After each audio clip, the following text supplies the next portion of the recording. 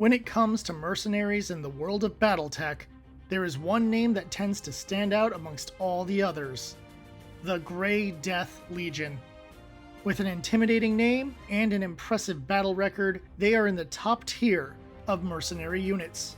The Grey Death Legion has an emblem that stands out amongst most mercenary troops: a grey skull with a red background, which adds an aura of intimidation few other mercenary groups can claim. They have a light grey or grey camo paint scheme, making them easy to paint for mech commanders. The Grey Death Legion is usually associated with the Lyran Commonwealth, but they have worked for other factions over the years. They served in every major war of the 31st century until the Blakist War, where they were effectively shut down. However, in the Ill-Clan era, they have been reborn via the great-grandchildren of the founder. This new version has little history, but will likely live up to the reputation of their ancestors. If you intend on reading the saga of the Grey Death Legion, then I suggest skipping this part.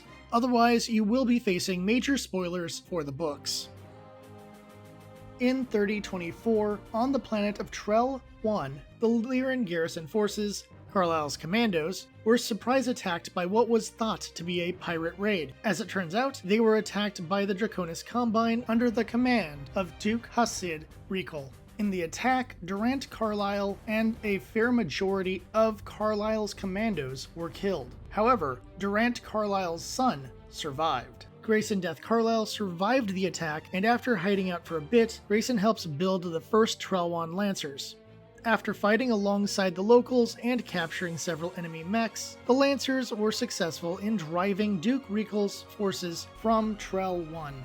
The end of the war led Grayson to establish the Grey Death Legion. This victory also marks the Day of Heroes, on November 11th.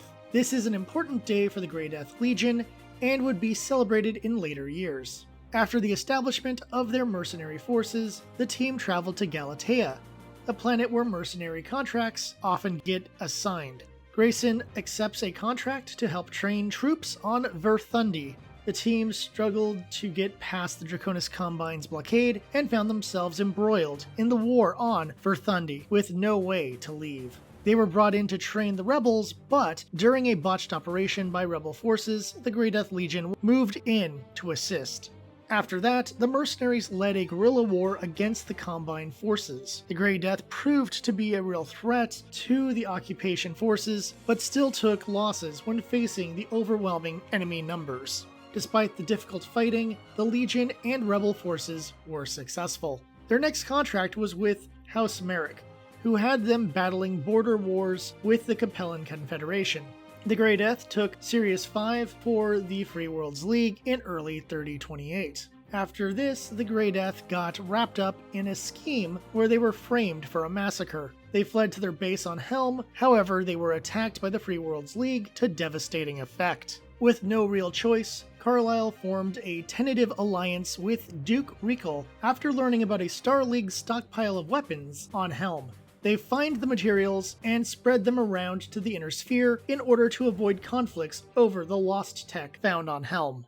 After that, the Grey Death took a Lyran contract and were part of Operation Götterdämmerung in August 3028. Their work with House Steiner continued in 3029 as part of the Orestes campaign against the Draconis Combine. As the Fourth Succession War calmed down, Carlisle was well settled working with House Steiner and later the newly formed Federated Commonwealth.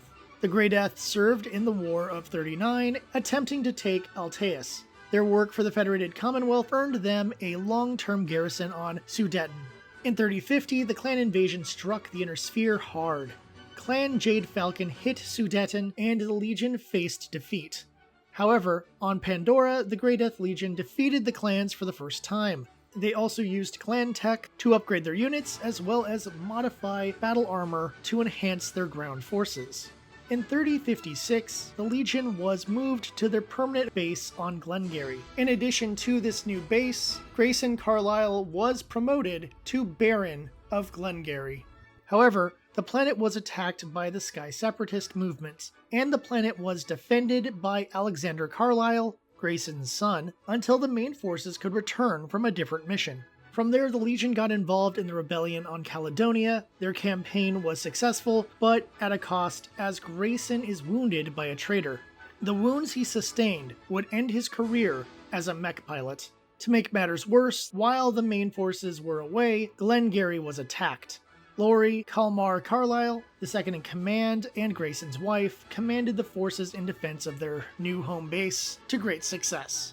Their actions on Caledonia broke the Legion's contract with the Federated Commonwealth. Grayson took the blame and accepted his court-martial. The disgraced force got stationed on Hesperus II as part of a plan to take out a power-hungry Baron. After their victory, the troops were honored for their work and restored to glory on Glengarry. However, in 3065, the Grey Death Legion would face their destruction. They were sent to Hesperus II again in order to protect the mech factory there. Unfortunately, the Grey Death Legion became pawns in the tug-of-war that was the FedCom Civil War. Add to that, an assault from the renewed Skye separatist movement made things even worse on Hesperus II.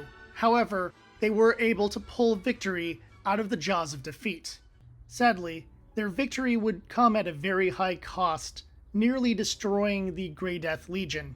Alexander Carlisle, who had joined the Lyran Royal Guards, was denied leave and couldn't rebuild his family's forces. When the FedCom Civil War had come to an end, Alexander attempted to rebuild the Grey Death Legion, but their bizarre track record made the Mercenary Review and Bonding Commission revoke their status. As for the remaining mech warriors of the Grey Death Legion, they were integrated into the local defenses of Hesperus II, but sadly, they were slaughtered during the war with the Word of Blake. As for Alexander Carlisle, he returned to Glengarry and established Grey Death Technologies, which developed enhanced battle armor. That would be the end of the Grey Death until 3151. After the 26th Octuran Guards of the LCAF defected to the Tamar Pact, the Carlisle siblings, Ronan and Isobel, form a new mercenary team. Their numbers were made of Lyran soldiers, and their forces were built from salvage. This became the new Grey Death Legion, bringing back their great-grandfather's heroic unit. While they did face a minor skirmish early on, their first real contract, ironically, was with the Tamar Pact. In February 3052, they were stationed on Crimond. Ronan worked with local forces to stop terrorists, while Isobel led a team that captured an old Star League base. Their victories helped build their reputation, and as of the posting of this video, that is their current status. There are many important commanders in the Legion that should be discussed for anyone trying to build a Grey Death Legion or thinking of exploring the written stories. Grayson Death Carlisle, the founder and leader of the Grey Death Legion, trained from youth, he tends to come up with unique strategies. He also has enough charisma to bring together a team and enough brains to push them to win. He commonly uses a Shadowhawk or a Marauder.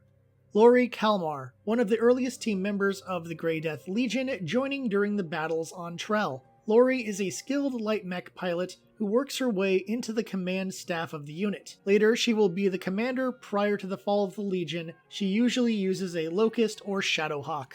Delmar Clay, one of the Legion's first recruits on Galatea, a veteran who also served with Hansen's Rough Riders. He was a skilled pilot capable of taking on superior forces with ease. He is best known for piloting a Wolverine. Davis McCall, a large, energetic Scotsman who joined as part of the early Galatean recruits. He is a tough fighter, but over time he becomes more controlled and served with distinction. He was also a teacher to Alexander Carlisle. He is best known for piloting a rifleman or a Highlander, both of which he nicknamed Bannockburn. Hassan Ali Khalid, a man with a mysterious past that involves him being a member of the deadly Sarimat Commandos, but found his way to Galatea and joined the Legion. He was a man of few words, but fierce fighting skill. He became the commander of the Fire Lance and usually piloted a Warhammer, but began his time with the Legion using a Stinger. Tracy Maxwell Kent. Born to a wealthy New Avalon family, after a falling out with her father, she joined the infantry of Blackalee's Blackguards. She rose in rank and became a mech warrior. She joined the Grey Death to help train B Company on Helm and served with distinction. She is known for piloting a Phoenix Hawk nicknamed Dutiful Daughter.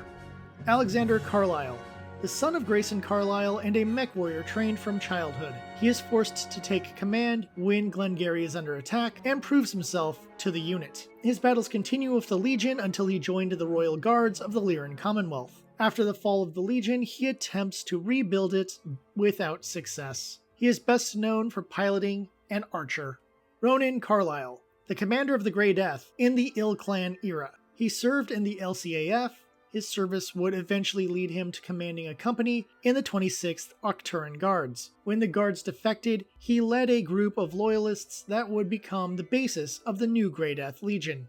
He often uses a gauntlet or a gargoyle. Isabel Carlyle.